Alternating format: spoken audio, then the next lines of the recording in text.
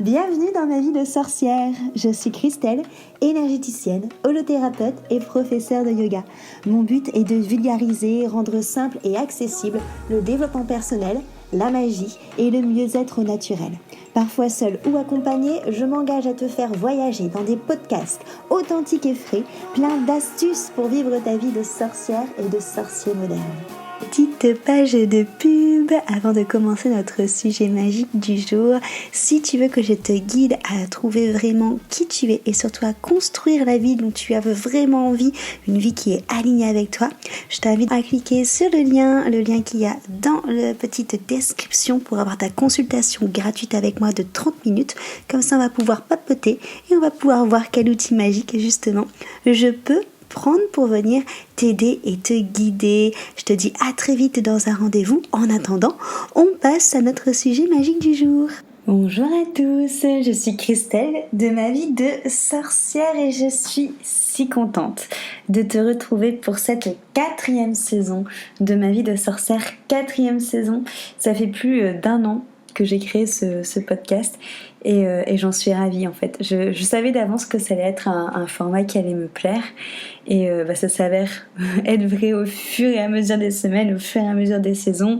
J'ai fait des épisodes seuls, j'ai fait des épisodes accompagnés, j'en ai fait autour du développement personnel, du développement spirituel, des relations, autour de tout ce qui était manipulation, voilà. Enfin, je suis vraiment contente de m'être liée avec ce canal de communication, avec ce support pour échanger avec toi.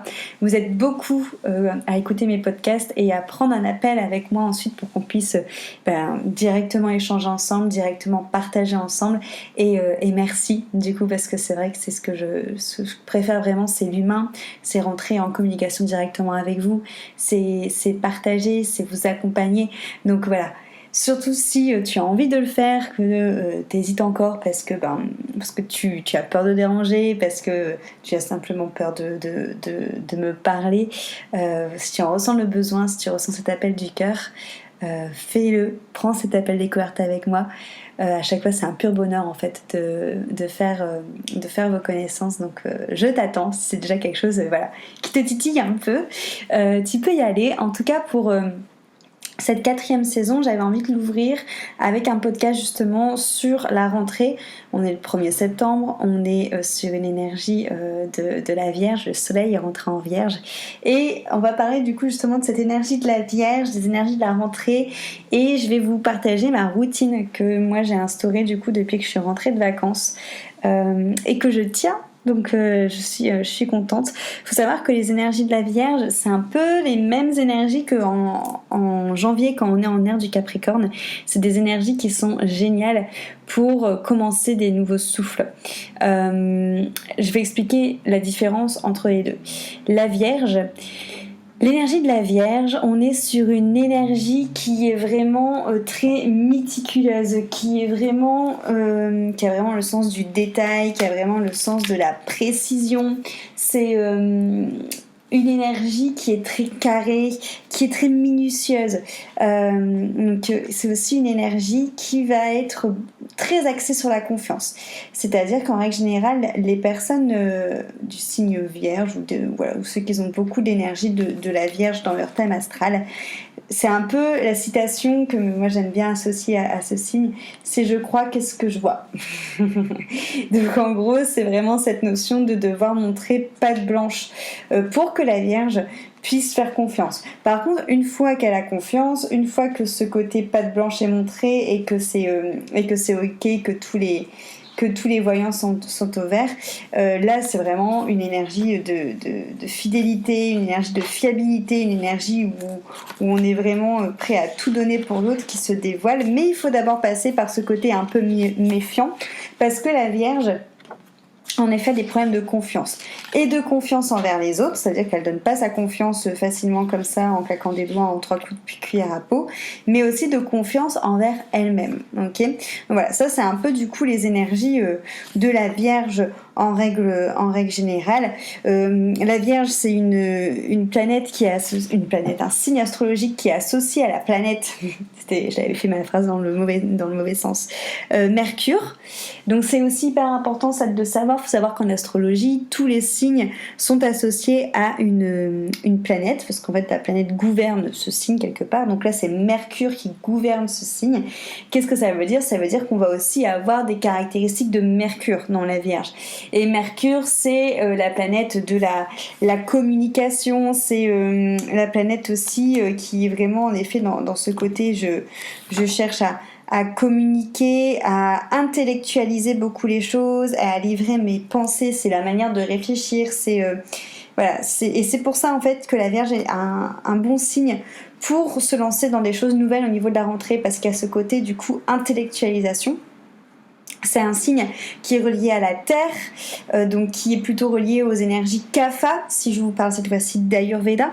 Donc l'Ayurveda, c'est la médecine ancestrale indienne qui dépend des éléments. Et suivant l'élément, ça va nous donner pareil plusieurs énergies. Donc la terre, on est plus sur une énergie d'ancrage, une énergie de sécurité, une énergie de matériel, de concrétisation. Donc encore plus, voilà pourquoi est-ce que septembre est un bon moment pour commencer des nouvelles choses. Et on est sur un signe qui est mutable. Qu'est-ce que ça veut dire en astrologie, les signes mutables ? C'est que ce sont des signes qui vont favoriser la transformation, la mutation. Donc en gros, si je dois un peu résumer toutes ces énergies de septembre avec la Vierge, on est sur une période qui va pouvoir aller pousser le côté intellectualisation, le côté intellect, le côté pensée, qui va pousser le côté justement où tu vas concrétiser, matérialiser cette intellectualisation tout en y mettant vraiment de la minutie, de la précision, du détail pour aller vers une mutation, pour aller vers une transformation. C'est pour ça que c'est vraiment le bon moment de poser des routines, de poser ce que tu as envie de faire, de poser où tu as envie d'aller et d'avancer. Sachant que la Vierge, on est vraiment sur aussi un signe, si je continue à faire des liens avec l'Ayurveda, plutôt sattva, donc quelque chose de plutôt bénéfique qui va chercher la lumière. Voilà, donc quelque chose vraiment de bon. Donc on est dans une très bonne dynamique pour pouvoir avancer. Donc ça, c'est les énergies de la Vierge. En quoi ça va t'aider dans cette rentrée ? C'est que c'est pour ça que c'est le moment de peut-être faire des visualisations sur qu'est-ce que tu as envie, où tu as envie d'être, du coup justement, pourquoi pas en décembre ou en janvier, où tu as envie d'être dans un an, où tu as envie d'être dans 2 ans, où tu as envie d'être dans 5 ans, dans 10 ans, dans 20 ans. Ça, c'est quelque chose que moi je fais régulièrement, qui marche super bien, et aussi pour voir comment tu t'alignes par rapport à tes valeurs, à ce que tu fais, où est-ce que tu viens ajuster pour être vraiment à ta place.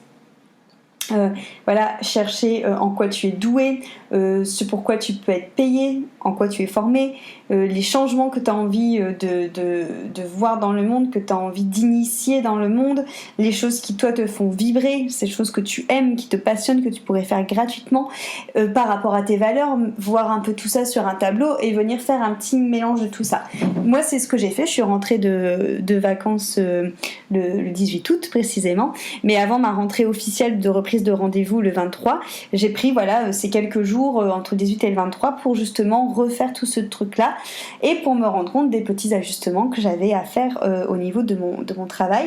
Donc clairement, moi, ce qui me fait vibrer le plus, c'est d'accompagner, c'est de guider, c'est de conseiller, c'est d'écouter avec mes outils qui sont créatifs et intuitifs autour du développement personnel et du développement spirituel. Donc ça, forcément, je vais continuer parce que c'est quelque chose vraiment qui me transcende et encore une fois que j'adore faire, en fait, vous accompagner sur plusieurs semaines et aller chercher cette pelote de laine toute nouée qui vous embête et la dénouer et aller vraiment dénouer en profondeur, c'est-à-dire pas juste une problématique, mais vraiment aller chercher la graine de qu'est-ce qui t'embête et de l'enlever. Mon but, encore une fois, c'est que vous soyez autonome quand vous partez d'un accompagnement, c'est que tout soit réglé et qu'en plus vous soyez capable d'être votre propre guérisseur après. Mais là, en faisant justement ce petit exercice grâce à l'énergie de la Vierge pour me réaligner, je me suis rendu compte qu'en plus j'avais envie de rajouter tout ce qui était formation. Je formais déjà sur l'île. Et puis là, du coup, avec les confinements, tout ça, forcément je me suis arrêtée parce que voilà, moi j'aime bien former finalement en direct, en voyant les personnes, même si j'ai lancé des formations en ligne. C'est avec les formations en présentiel, voilà, je vais pas revenir sur le truc, mais l'humain c'est vraiment quelque chose qui me plaît, donc j'ai envie de relancer ces formations parce que c'est quelque chose, voilà, qui apparaît beaucoup dans cette rétrospective, cette envie de guider, d'écouter, de transmettre, de vulgariser, parce que j'adore donner des images pour que vous compreniez tout ce qui est l'énergétique et tout. Donc là je sais que durant les prochains mois qui arrivent et sur 2022, mon focus en plus de mes accompagnements, ça va être de créer des formations un peu sous forme de retraite, où ça sera, voilà, des petits week-ends par-ci par-là, des cursus de formation pour apprendre des soins énergétiques, pour apprendre à accompagner des personnes, à donner quelques clés. Forcément, dans un premier temps, la formation, ça fait travailler sur soi, c'est sûr, mais ça va vraiment être là aussi pour apprendre des choses. Voilà, ça je vous dévoile un petit peu mon actualité qui va arriver, mais c'est vraiment quelque chose sur lequel je vais travailler. Ce sera forcément différent des accompagnements. Moi, à mon sens, il faut faire voilà, les deux. Je veux dire, moi j'ai d'abord fait énormément d'accompagnements avant de me former, parce qu'il y a une suite logique en fait dans tout ça, donc c'est carrément différent, ça va pas parler aux mêmes personnes, mais voilà, j'ai envie de reconnecter avec ce côté-là, en plus de l'accompagnement, ce côté plus de transmettre, de transmission qui me plaît beaucoup.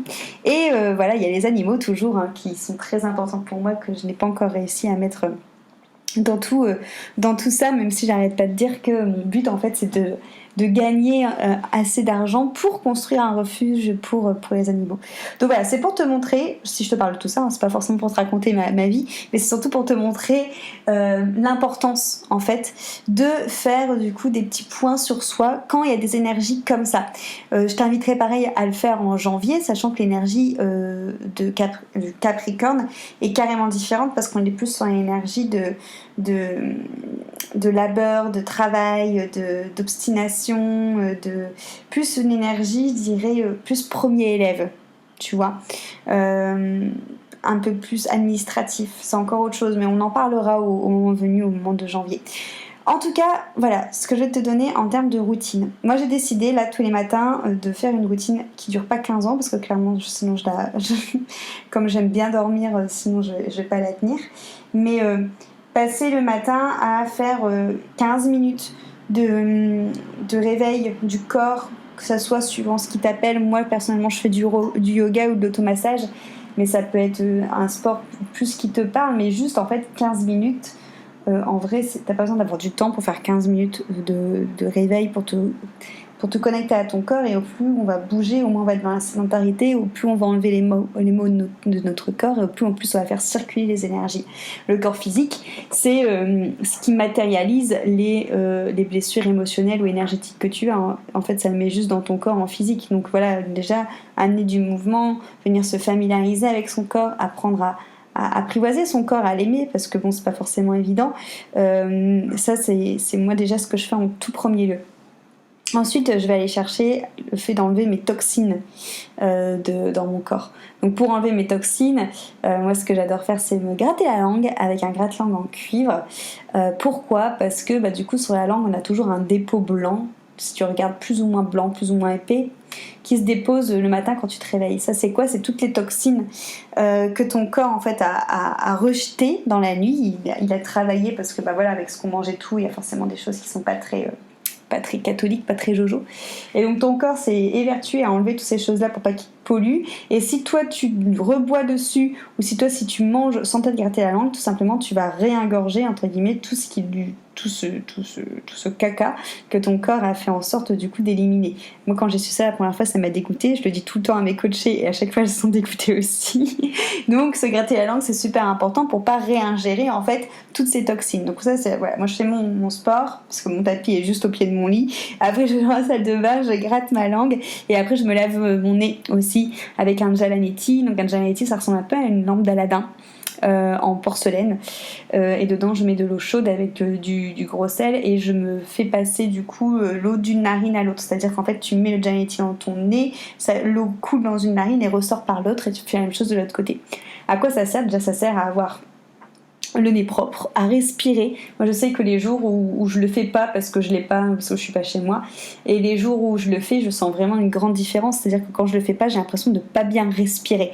Et alors, tu dévoiles forcément des sens aussi. Enfin, tu vas vraiment, encore une fois, nettoyer ton nez et aller chercher des choses plus subtiles en termes d'odeur. C'est super bien pour les microbes. Moi, depuis que j'ai ça, j'ai plus jamais eu de nez qui coule. Enfin, j'ai plus jamais eu de rhume, même dès que je sens que ça commence à gratter dans ma gorge, bim, petit Jalanetti, ou dès que je sens que mon nez il est bouché, bim, petit Jalanetti, pour pas que ça descende dans ma gorge. Enfin bref, j'ai plus jamais été malade depuis que je fais ça. Ça change vraiment la vie. Et ensuite aussi moi je suis allergique au pollen, et ça aide aussi de laver son nez quand c'est les périodes du pollen, pour éviter que le pollen ne stagne tout simplement dans les naseaux. Donc ça c'est la troisième chose que je fais. Ensuite voilà, je me lave les dents, je me lave, et je fais un petit exercice de respiration, soit pour venir justement dynamiser mon feu digestif et aller me chercher de l'énergie, travailler un peu mes abdos. Soit je pars plutôt sur une respiration beaucoup plus calmante si je sens que je suis stressée, beaucoup plus reposante, comme par exemple la cohérence cardiaque. Donc voilà, ça c'est un peu ce que je fais le matin. Après du coup tout ça au final ça prend 1 heure, hein. Et je m'installe dans mon ordinateur avec du coup une tasse d'eau chaude nature pour venir réveiller mon système digestif, nature sans citron, pour justement éviter que mon corps ressentent un goût particulier et se mettent en mode digestion, genre il y a un goût, allons-y, faisons marcher la machine parce qu'il va y avoir un truc à digérer. Mais juste l'eau chaude pour que tout ce qui a été mangé la veille et qui n'a pas été éliminé dans les selles et qui n'a pas été digéré, ça fait un peu chasse d'eau, si tu veux, c'est assez efficace. Tu bois de l'eau chaude, bim, après tu vas aux toilettes pour éliminer tout ce qui reste à éliminer, ce qui fait que pour tes futurs repas au moins tu pars sur une base neutre. Donc ça c'est un peu ma routine du matin. J'ai décidé en plus de rajouter tous les midis 10 à 15 minutes de méditation ou de sonothérapie, suivant du coup ce qui m'appelle le plus. Moi la méditation, je préconise de commencer par des méditations guidées. Il y a beaucoup d'applications qui aident, qui guident dans la pratique, surtout quand c'est début et qu'on n'y arrive pas ou que ça nous saoule, ou que mais du coup les applications c'est plutôt pas mal parce qu'il y a quelqu'un qui vous guide et qui vous raconte ce qu'il faut faire. Moi j'utilise Calm, mais quand j'ai commencé au tout début, j'ai utilisé Namatata et Petit Bambou.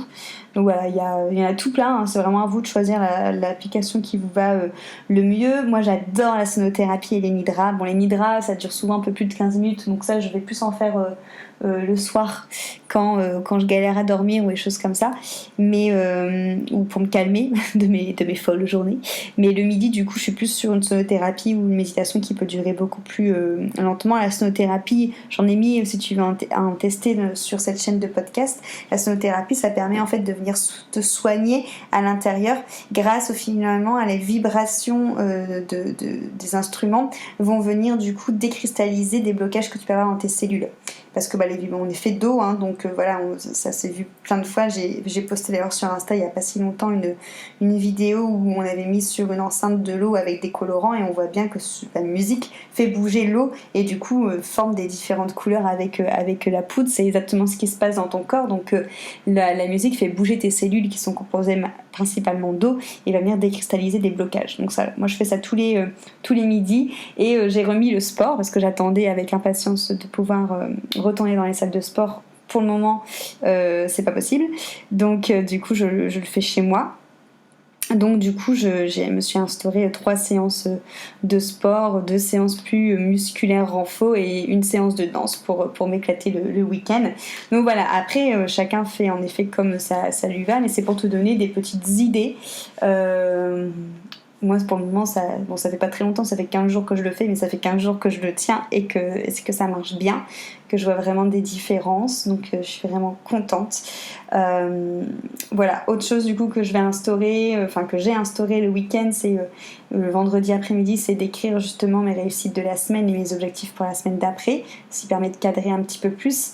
Là à l'heure actuelle je le faisais de mois à mois, maintenant je le fais de semaine à semaine, et moi j'aime bien, je fonctionne comme ça, donc après tout le monde est différent. Et en termes de nourriture, ce que j'adore faire, qui marche super bien aussi, mais encore une fois, ça je vous conseille de vraiment pas le faire si vous n'êtes pas suivi ou si on n'en a pas déjà parlé au préalable ensemble. Moi je fonctionne beaucoup par le jeûne, mais c'est parce que moi mon organisme et ma composition on va dire ayurvédique même mon métabolisme me le permet. Je peux le faire, c'est pas trop engageant pour mon corps. Ça lui fait du bien, mais ça me fait pas de mal. Mais ça, encore une fois, tout le monde est différent. Donc je t'invite vraiment à en parler d'abord à quelqu'un avant. Voilà, en tout cas j'espère que ce podcast t'aura donné des idées de routine, t'aura aidé à voir du coup cette énergie de la Vierge d'une manière favorable pour commencer cette nouvelle période scolaire, du coup, de cette rentrée scolaire. Et je suis contente de cette saison 4 du coup de ma vie de podcast. Encore une fois, merci beaucoup pour ton écoute. Merci d'être là. Prends un petit appel avec moi si tu veux qu'on discute de tout ce que j'ai raconté, des accompagnements, de la formation, des routines, voilà, de tout ça, enfin même autre chose. Je serais ravie d'échanger avec toi. Et à très vite.